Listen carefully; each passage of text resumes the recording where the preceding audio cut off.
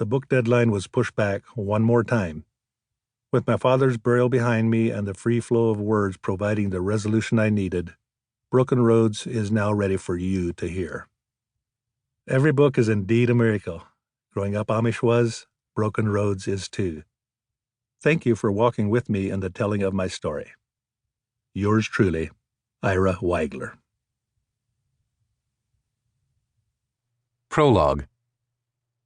The Amish have been around for a long, long time, hundreds of years. Today, around 330,000 of these incredibly unique people are scattered throughout the United States and Canada, out of 7+ billion people in the world. For such a small group, they have a tremendous presence in English society, not only in North America but globally. They are much romanticized, but that's not their fault. I was born one of them. Ira Wagler, the 9th of 11 children of David and Ida Mae Wagler, who emerged from the remote and rather despised Amish community in Daviess County, Indiana. I was the 5th son of a 5th son. My parents fled Daviess, as Dad was convinced the place was going bad. He didn't want to raise his family there. So I grew up among my people in smaller communities. It was a long, hard road to break away. I guess I'm the one who remembers and who talks about things a lot. Things that happened long ago. I wrote the story of my journey in my first book, Growing Up Amish, published in 2011. Until my father and a few of his peers launched Pathway Publishers in the 1960s, the Amish never had much of a voice of their own.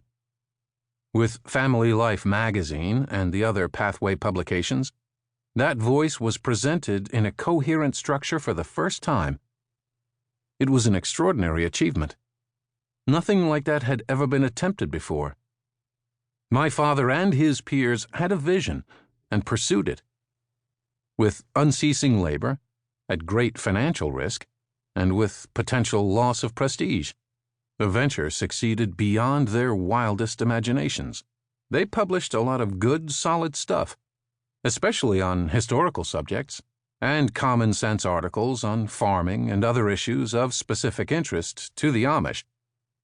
And yet, I have always felt that the fictional writings and op-eds published by my father and others at Pathway were less than honest. Too much gooey mush. Too didactic. Too pat. Too formulaic and predictable. All the same answers all the time. All the loose ends neatly tied up in a little package for the reader to remember. Maybe they were projecting a moral ideal they knew was impossible. I think they were trying to live that ideal too, to present themselves and their community as an example. But it's impossible to be perfect.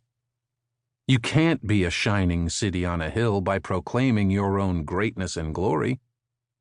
And real life isn't a nice little list of neatly packaged formulas either. Never has been. Never will be.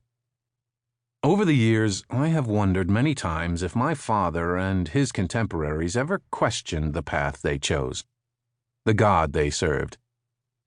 Did they ever despair that he exists? Question their faith?